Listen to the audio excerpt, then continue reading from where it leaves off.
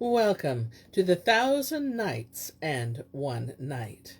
Now, when it was the 771st night, she continued, It hath reached me, O auspicious king, that Daulat Khatan said to Sayf Al-Muluk, Rejoice in safety near hand, for the king of this city is my uncle, my father's brother, and his name is Ali Al-Muluk. Adding, Say thou then to the captain, Is the sultan of the city, Ali Al-Muluk, well? He asked, but the captain was wroth with him and cried, Thou sayest I am a stranger, and never in my life come hither. Who then told thee the name of the lord of the city? When Daulat Khatan heard this, she rejoiced, and knew him for Mu'in al-Din, one of her father's captains. Now he had fared forth in search of her after she was lost, and finding her not, he never ceased cruising till he came to her uncle's city. Then she bade Sayf Al-Muluk say to him, O Captain Mu'in al-Din, come and speak with thy mistress. So he called out to him as she bade, whereat he was wroth with exceeding wrath, and answered, O dog, O thief of spy, who art thou, and how knowest thou me? Then he said to one of the sailors, Give me an ash staff, that I may go to yonder plaguing Arab, and break his head. So he took the stick, and made for Sayf Al-Muluk. But when he came to the raft, he saw something wondrous, beauteous, which confounded his wits, and considering it straightly, he made sure that it was Daulat Khatan, sitting there as she were slice of the moon. Whereat he said to the prince, Who is that with thee? Replied he, A damsel by name Daulat Khatan. When the captain heard the princess's name, and knew that she was his mistress, and the daughter of his king, he fell down in a fainting fit. And when he came to himself, he left the raft, and whatso was therein, and riding up to the palace, craved an audience of the king. Whereupon the chamberlain went into the presence, and said, Captain Mu'in al-Din is come to bring thee good news, so bid him be brought in.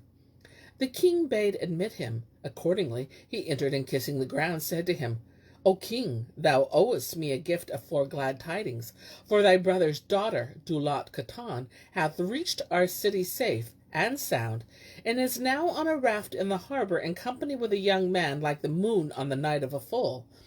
When the king heard this, he rejoiced, and conferred a costly robe of honor on the captain.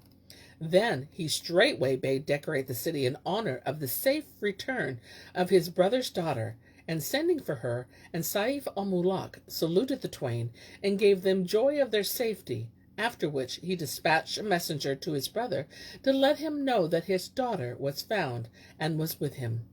As soon as the news reached Taj Al-Muluk, he got him ready, and assembling his troops, set out for his brother's capital, where he found his daughter, and they rejoiced with exceeding joy.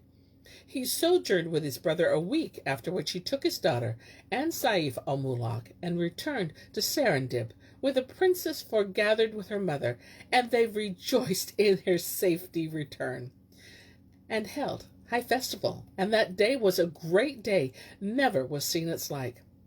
As for Sayf Al-Muluk, the king entreated him with honor, and said to him, O Sayf Al-Muluk, thou hast done me and my daughter all this good, for which I cannot requite thee, nor can any requite thee save the Lord of the 3 worlds. But I wish thee to sit upon the throne in my stead, and rule the land of Hind, for I offer thee of my throne and kingdom and treasures and servants all this as a free gift to thee.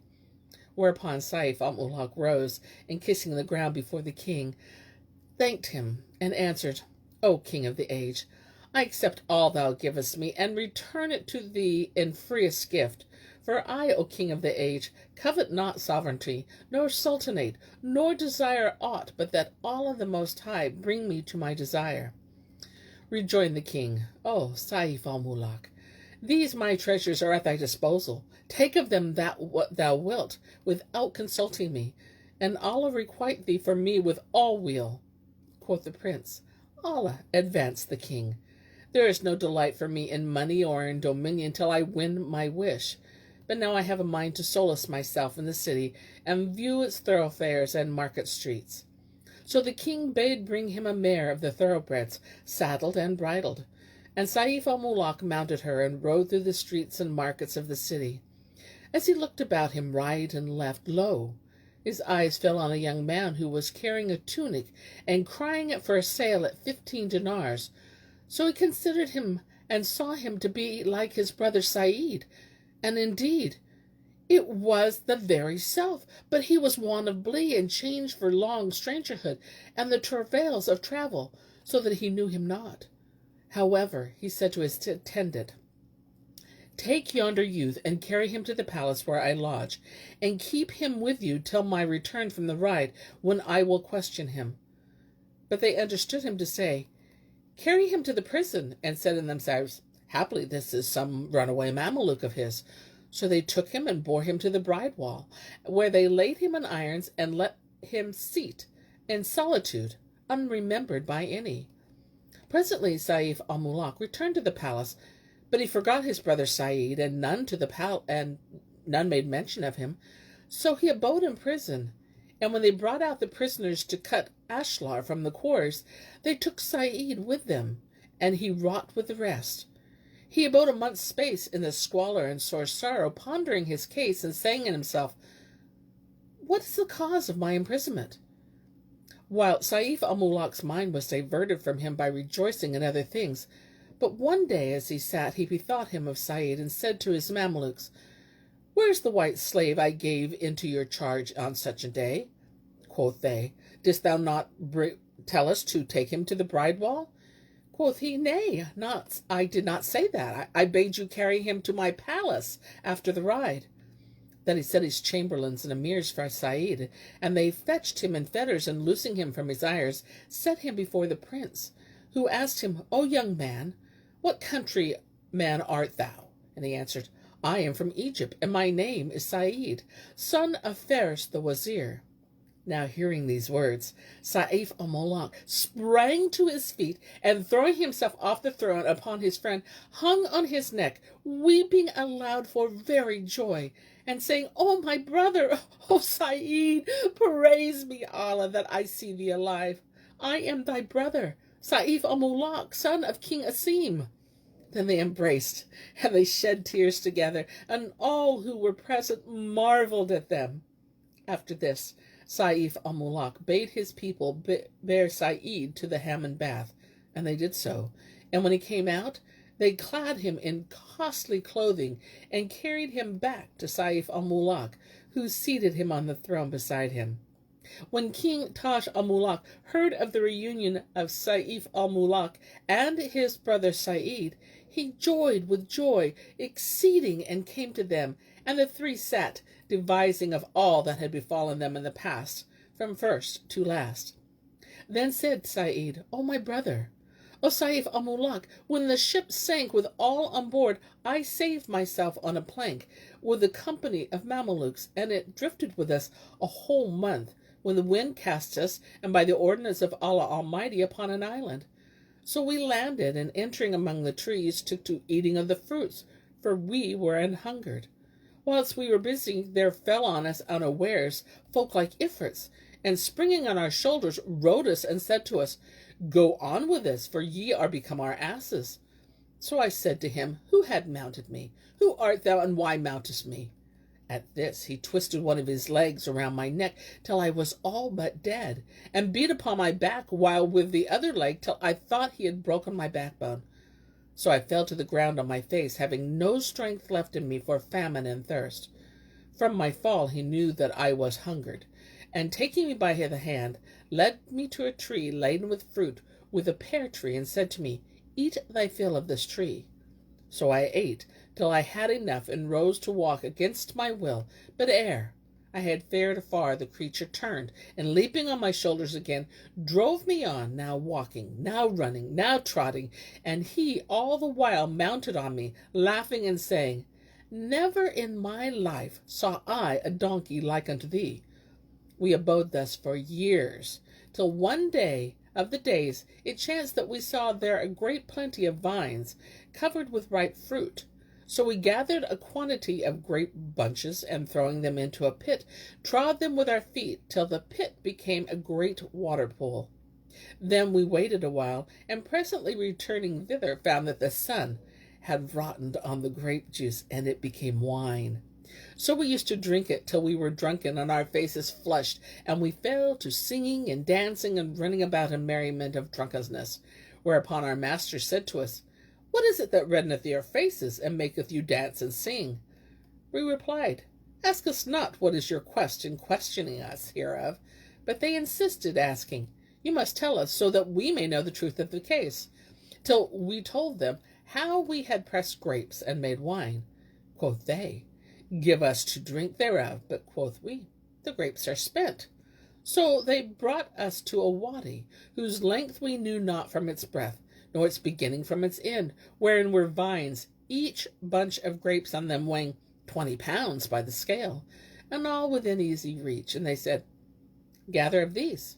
So we gathered a mighty great store of grapes, and finding there a big trench, bigger than the great tank in the king's garden, we filled it full of fruit. Then we trod with our feet and did with the juice as before. It became strong wine, which it did after a month. Whereupon we said to them, 'Tis come to perfection. Then in what will ye drink it? And they replied, We had asses like unto you, but we ate them, and kept their heads, so give us to drink in their skulls. We went to their caves, which we found full of heads and bones of the sons of Adam, and we gave them to drink.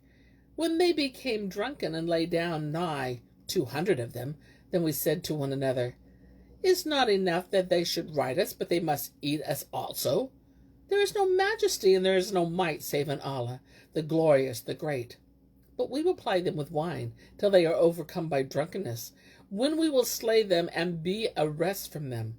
Accordingly, we awoke them and fell to filling their skulls and gave them to drink, but they said, This is bitter. We replied, Why say ye 'tis bitter? Whoso saith thus, except he drink of it 10 times, he dieth the same day. When they heard this, they feared death and cried to us, Give us to drink the whole 10 times. So we gave them to drink, which they then swallowed the rest of the 10 draughts. They waxed drunken exceedingly, and their strength failed them, and they availed not to mount us. Thereupon we dragged them together by their hands, and laying them one upon another, collected great plenty of dry vine stalks and branches, and heaped it about upon them. Then we set fire to the pile, and stood afar off to see what became of them. And Shahrazad perceived the dawn of the day, and ceased to say her permitted say. Now, when it was the 772nd night, she pursued, It hath reached me, O auspicious king, that Sayf continued, When we set fire to the pile wherein were the gulls, I with the Mamelukes stood far off to see what became of them. And as soon as the fire was burnt out, we came back and found them a heap of ashes. Wherefore we praised Allah Almighty, who had delivered us from them. Then we went forth about the island and sought the seashore, where we parted, and I and 2 of the Mamelukes fared on till we came to a thick copse full of fruit, and there busied ourselves with eating. And behold, presently up came a man, tall of stature, long of beard, and lengthy of ear, with eyes like cressets, driving before him and feeding a great flock of sheep. When he saw us, he rejoiced and said to us, Well, come and fair welcome to you. Draw near me that I may slaughter you and you of these sheep, and roast it and give you to eat. Quoth he, Where's thine abode? And quoth he, Hard by yonder mountain. Go on towards it till ye come to a cave, and enter therein, for you will see many guests like yourself, and do ye sit with them, whilst we make ready for you the guest meal. We believed him, so fared on as we bade, till we came to a cavern, where we found many guests, sons of Adams like ourselves. But they were all blind. And when we entered, one said, I'm sick, and another, I'm weak. So we cried to them, What is this you say? What is the cause of your sickness and weakness? Who are ye? And we answered, We are guests. Then said they, What hath made you fall into the hands of yonder accursed? But there is no majesty, and there is no might, save in Allah, the glorious, the great. This is a ghoul who devoureth the sons of Adams, and he hath blinded us, and meaneth to eat us. Said we, And how did he blind you? Even as he will blind yourself anon, quoth he. And how so? And quoth they, He will bring you bowls of soured milk, and will say to you, Ye are weary with warfare. Take this milk and drink it. and when you have drunken thereof, you will become blind like us. So I said to myself, there is no escape for us but by contrivance. So I dug a hole in the ground and sat over it. After an hour or so, in came the accursed ghoul, with bowls of milk, whereof he gave to each of us, saying, Ye come from the desert, and are athirst. So take this milk and drink it, whilst I roast you the flesh. I took the cup, and carried it to my mouth, but emptied it into the hole. Then I cried out, Alas! My sight is gone, and I am blind. And clapping my hand to my eyes, fell a weeping and a wailing, while the accursed laughed and said, Fear not, thou art now become like mine other guests. But as my two comrades, they drank the milk, and became blind. Thereupon the ghoul arose, and stopping up the mouth of the cavern, came to me and felt my ribs, but found me lean, and with no flesh on my bones. So he tried another, and finding him fat, rejoiced. Then he slaughtered 3 sheep, and skinned them, and fetching iron spits, spitted the flesh thereon, and set them over the fire to roast. When the meat was done, he placed it before my comrades, who ate, and he with them. After which he brought a leather bag full of wine, and drank thereof, and lay down prone, and snored. Said I to myself, He's drowned in sleep. How shall I slay him? Then I bethought me of the spits, and thrusting 2 of them into the fire, waited till they were red-hot coals, whereupon I rose and girded myself, and taking a spit in each hand, went up to the accursed ghoul, and thrust them into his eyes, pressing upon them with all my might. He sprang to his feet for sweet life, and would have laid hold of me, but he was blind. So I fled from him into the inner cavern, whilst he ran about me. But I found no place of refuge from him, whence I might escape into the open country, for the cave was stopped up with stones. Wherefore I was bewildered, and said to the blind men, How shall I do with this accursed? Replied one of them, O Said, with a run and a spring mount up on yonder niche, and thou wilt find there a sharpened scimitar of copper. Bring it to me, and I will tell thee what I do. So I clomb to the niche, and taking the blade, returned to the blind man, who said to me, Smite him with a sword in his middle, and he will die forthright. So I rushed after the ghoul, who was weary with running after me, and he felt for the blind men that he might kill them. And coming up to him, smote him with a sword, a single stroke across his waist, and he fell in twain. Then he screamed, and he cried out at me, O man, and thou desire to slay me, strike me a second stroke. Accordingly, I was about to smite him another cut, but he who had directed me to the niche and the scimitar said, Smite him not a second stroke, for then he will not die, but will live and destroy us. And Shahrazad perceived the dawn of the day, and ceased to say her permitted say.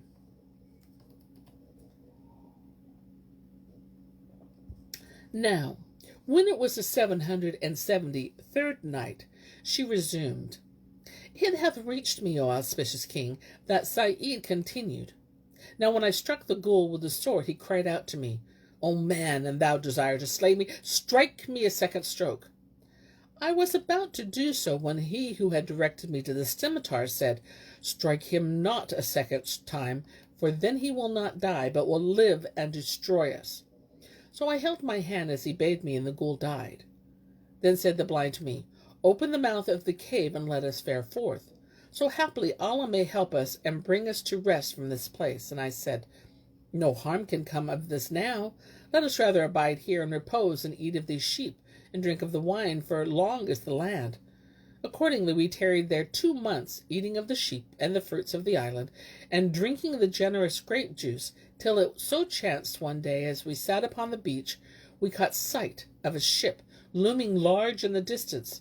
So we made signs for the crew, and hollered to them. They feared to draw near, knowing that the island was inhabited by a ghoul who ate Adamites, and would have sheered off. But we ran down to the marge of the sea, and made signs to them with our turban ends, and shouted them, whereupon one of the sailors, who was sharp of sight, said to the rest, High commands, I see some men formed like ourselves, for they have not the fashion of ghouls. So they made for us little by little, till they drew near us in the dinghy, and were certified that we were indeed human beings, when they saluted us, and we returned their salam, and gave them the glad tidings of the slaying of the accursed, wherefore they thanked us. Then we carried to the ship all that was in the cave of stuffs, and sheep, and treasures, together with the victims of the island fruits, such as should serve us days and months, and embarking, sailed on with a fair breeze 3 days, at the end of which the wind veered round against us, and the air became exceeding dark. Nor had an hour passed before the wind drave the craft on to a rock, where it broke up, and its planks were torn asunder. However, the great God decreed that I should lay hold of one of the planks, which I bestrode, and it bore me along 2 days, for the wind had fallen fair again, and I paddled with my feet awhile, till Allah the Most High brought me safe ashore, and I landed and came to this city, where I found myself a stranger, solitary, friendless, not knowing what to do, for hunger was sore upon me, and I was in great tribulation. Therefore I, O my brother, hid myself, and pulling off this my tunic, carried it to the market, saying in my mind, I will sell it, and live on its price, till Allah accomplish to me whatsoever he will accomplish. Then I took the tunic in my hand, and cried it for sale. And the folk were looking at it, and bidding for it, when, O brother, thou camest by, and seeing me, commandest me to the palace. But thy pages arrested and thrust me into prison, and there I abode till thou bethoughtest of me, and badest bring me before thee. So now I have told thee what befell me, and alhamdulillah, glorified be God for reunion. Much marveled the 2 kings of Said's tale, and Taj Al-Muluk, having made ready a goodly dwelling for Sayf Al-Muluk, and his wazir Daulat Khatan used to visit the prince there, and thank him for his favors, and talk with him. One day he met her, and said to her, O my lady, where is the promise thou madest me in the palace of Japhet, son of Noah, saying, Were I with my people, I would make shift to bring thee to thy desire? And Said said to her, O princess, I crave thine aid to enable him to win his will. Answered she, Yea, verily, I will do my endeavor for him, that he may attain his aim, for if it please Allah Almighty. And she turned to Sayf Al-Muluk, and said to him, Be of good cheer, and keep thine eyes cool and clear. Then she rose, and going in to her mother, said to her, Come with me forthright, and let us purify ourselves, and make fumigations, that Badi'a Al-Jamal and her mother may come and see me, and rejoice in me. Answered the queen, With love and goodly gree. And rising betook themselves to the garden, and burned off these perfumes which she always had by her. Nor was it long before Badi'a Al-Jamal and her mother made their appearance. The queen of Hind foregathered with the other queen, and acquainted her with her daughter's safe return, whereat she rejoiced. And Badi'a Al-Jamal and Daulat Khatan foregathered likewise, and rejoiced in each other. Then they pitched the pavilions, and dressed dainty viands, and made ready for the place of entertainment, whilst the 2 princesses withdrew to a tent apart, and ate together, and drank, and made merry, after which they sat down to converse. And Badi'a Al-Jamal said, What hath befallen thee in thy strangerhood? Replied Daulat Khatan, O my sister, how sad is severance, and how gladsome is reunion! Ask me not what hath befallen me. But what hardships mortals suffer, cried she. How so? And the other said to her, O my sister, I was immured in the high-builded castle of Japhet, son of Noah, whither the son of the Blue King carried me off, till Sayf Al-Muluk slew the jinni, and brought me back to my sire. And she told her to boot all the prince had undergone of hardships and horrors before he came to the castle. Badi'a Al-Jamal marveled at her tale, and said, By Allah, O my sister, this is the most wondrous of wonders. This Sayf Al-Muluk is indeed a man, but why did he leave his father and mother, and betake himself to travel, and expose himself to such perils? Quoth Daulat Khatan, I have a mind to tell thee the first part of his history, but shame of thee hindereth me therefrom.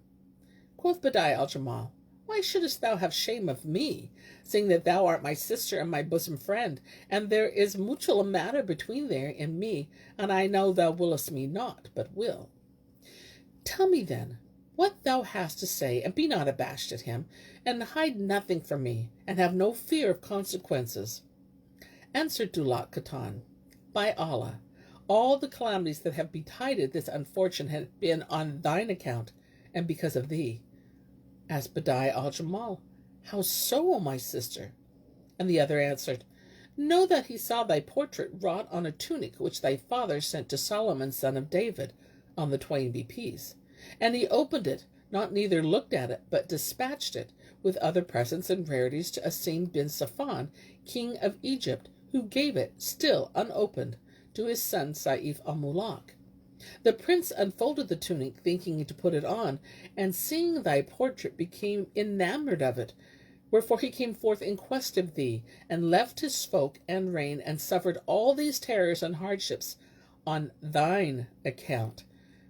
And Shahrazad perceived the dawn of the day, and ceased to say her permitted say. And so do I cease my tale for the day, until it be morrow.